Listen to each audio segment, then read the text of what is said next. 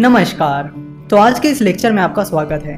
तो आज हम बात करेंगे इन्वेस्टमेंट के अलग अलग तरीकों के बारे में जिनके जरिए आप पैसिव इनकम कमा सकते हो, यानी जहां पर आप अपने पैसों को काम पर लगा सकते हो और साथ ही इन्फ्लेशन को बीट कर सकते हो और काफ़ी अच्छे रिटर्न्स कमा सकते हो। अगर एफडी यानी फिक्स डिपॉजिट की बात की जाए तो फिक्स डिपॉजिट फिलहाल 7% के करीब इंटरेस्ट दे रहा है और ये रिटर्न टैक्सेबल है। पिछले 10 सालों का इन्फ्लेशन ऑन एन एवरेज 5% के करीब रहा है। तो इसका मतलब है कि आपके पैसों की वैल्यू मेंटेन करने के लिए आपको कम से कम 5% के ऊपर का आफ्टर टैक्स रिटर्न कमाना होगा। जनरली सेविंग अकाउंट का रिटर्न 5% से कम होता है। सो अगर आप अपना पैसा सेविंग अकाउंट में पड़ने रहने देते हो तो वो अच्छी चीज़ नहीं है। जहाँ तक एफडी की बात की जाए तो वो एक अट्रैक्टिव इन्वेस्टमेंट नहीं है। कई बार एफडी के आफ्टर टैक्स रिटर्न 5-6% के करीब आ जाते हैं, जो कि कोई खास रिटर्न नहीं होता। अगर आप फिक्स रिटर्न के लिए देख रहे हो तो आप एफडी के बजाय गवर्नमेंट बॉन्ड्स की तरफ ध्यान दे सकते हो। कई सारे गवर्नमेंट बॉन्ड में आपको एफडी से ज़्यादा रिटर्न मिलता है और टैक्स बेनिफिट भी मिल सकता है। अब ये टैक्स बेनिफिट कितना होगा ये उस बॉन्ड के टाइप पर डिपेंड करता है। अगर गवर्नमेंट बॉन्ड की बात की जाए तो ये सबसे सेफ इन्वेस्टमेंट है, इवन एफडी से भी, क्योंकि गवर्नमेंट बॉन्ड के साथ गवर्नमेंट की गारंटी आपको मिलती है।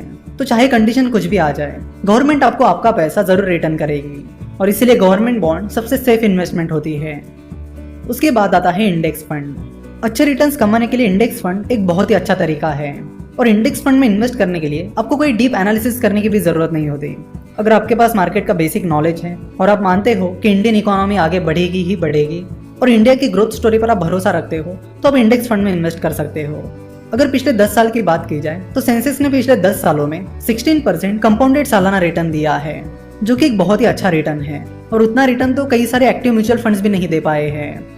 जब आप किसी इंडेक्स फंड में इन्वेस्ट करते हो, जैसे कि सेंसेक्स इंडेक्स फंड में या निफ्टी इंडेक्स फंड में, तो आपका पैसा उस इंडेक्स में जो कंपनीज हैं उनमें उनके वेटेज के अनुसार इन्वेस्ट किया जाता है।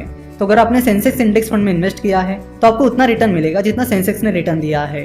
कभी कभी थोड़ा बहुत ट्रैकिंग एरर आ जाता है। अगर आपको इंडिया की ग्रोथ स्टोरी पर भरोसा है और आप ये सोचते हो कि अगले 5-10 साल में इंडियन इकोनॉमी बहुत ही अलग लेवल पर रहेगी और अच्छी खासी स्पीड से बढ़ेगी, तो आप इंडेक्स फंड में इन्वेस्ट कर सकते हो। आप SIP that is systematic investment plan के जरिए छोटी छोटी अमाउंट्स हर महीने इंडेक्स फंड में इन्वेस्ट कर सकते हो। उसके बाद आता है म्यूचुअल फंड। इंडिया में इक्विटी म्यूचुअल फंड्स काफी पॉपुलर हैं। बहुत सारे लोग एक्टिव इक्विटी म्यूचुअल फंड में इन्वेस्ट करते हैं। म्यूचुअल फंड में एक फंड मैनेजर आपका पैसा मैनेज करता है। एक्टिव इक्विटी म्यूचुअल फंड में इन्वेस्ट करने के लिए आपको अच्छा खासा एनालिसिस करना होगा। आपको एनालिसिस करना होगा उस म्यूचुअल फंड मैनेजर का जो आपका पैसा मैनेज कर रहा है। अगर आपको इस म्यूचुअल फंड मैनेजर के स्किल सेट पर भरोसा है और उस फंड मैनेजर का ट्रैक रिकॉर्ड अच्छा रहा है तो आप उस म्यूचुअल फंड में इन्वेस्ट करने के बारे में सोच सकते हो। कई बार active equity mutual funds index fund के रिटर्न को बीट कर पाते हैं तो कई बार नहीं कर पाते हैं। एक्टिव इक्विटी म्यूचुअल फंड और इंडेक्स फंड में मेन डिफरेंस ये है कि एक्टिव इक्विटी म्यूचुअल फंड का एक्सपेंस रेशियो ज्यादा होता है, यानी एक्टिव म्यूचुअल फंड में आपका फंड मैनेज करने के बदले में आपसे जो फीस ली जाती है वो ज्यादा होती है। वही इंडेक्स फंड में एक्सपेंस रेशियो बहुत ही कम होता है, निग्लिजिबल होता है। जाने माने इन्वेस्टर मिस्टर वॉरेन बफेट कहते हैं कि कई बार mutual fund managers index funds को बीट नहीं कर पाते हैं और तब भी उनकी मैनेजमेंट फी ज्यादा होती है। सो बेहतर है कि आप इंडेक्स फंड में इन्वेस्ट करिए जहां पे मैनेजमेंट फी बहुत ही कम है। उसके बाद हम बात करेंगे हेज फंड की। हेज फंड बहुत ही अग्रेसिवली इन्वेस्टमेंट करते हैं।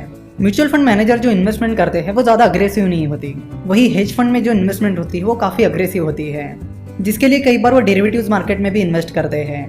जैसे कि हमने देखा कि म्यूचुअल फंड में 500 रुपए से भी शुरुआत कर सकते हो, लेकिन हेज फंड में वैसा नहीं होता। हेज फंड में इन्वेस्ट करने के लिए आपकी नेटवर्थ काफी हाई होनी चाहिए। अगर आपकी नेटवर्थ अच्छी खासी है तो ही आप हेज फंड में इन्वेस्ट कर पाओगे। वैसे इंडिया में हेज फंड पॉपुलर नहीं है। वही यूएस की बात की जाए तो यूएस में हेज फंड काफी ज्यादा पॉपुलर है। वहां पर तो हेज फंड को मैनेज करने वाले हेज फंड मैनेजर्स ही बिलियनियर्स है। यूएस में हाई नेटवर्थ इन्वेस्टर्स भी बहुत ज्यादा है और वहां पर कई सारे अच्छे हेज फंड्स हैं, जिसकी वजह से हाई नेटवर्थ इन्वेस्टर्स उन हेज फंड में इन्वेस्ट करना पसंद करते हैं। तो यहाँ तक हमने जो इन्वेस्टमेंट के तरीके देखे हैं वो ऐसे तरीके हैं जिनमें आपको खुद को ज़्यादा कुछ नहीं करना होता, आपको बस अपना पैसा इन्वेस्ट करना होता है। फॉर एग्जाम्पल अगर म्यूचुअल फंड की बात की जाए तो उस म्यूचुअल फंड में कौन सा शेयर खरीदना है बेचना है ये काम आपको नहीं करना होता, ये काम वो फंड मैनेजर करता है। सिमिलरली जब आप गवर्नमेंट बॉन्ड में इन्वेस्ट करते हो तो उसमें भी आपको कुछ नहीं करना होता। जब आप हेज फंड में इन्वेस्ट करते हो तब भी आपको कुछ नहीं करना होता, जो कुछ करना है वो हेज फंड मैनेजर करता है। तो index fund, mutual fund, hedge fund ये इन्वेस्टमेंट के इनडायरेक्ट तरीके हैं।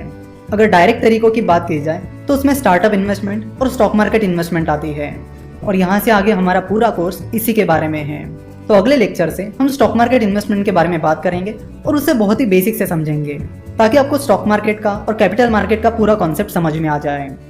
आशा करता हूँ कि आपको ये लेक्चर पसंद आया होगा।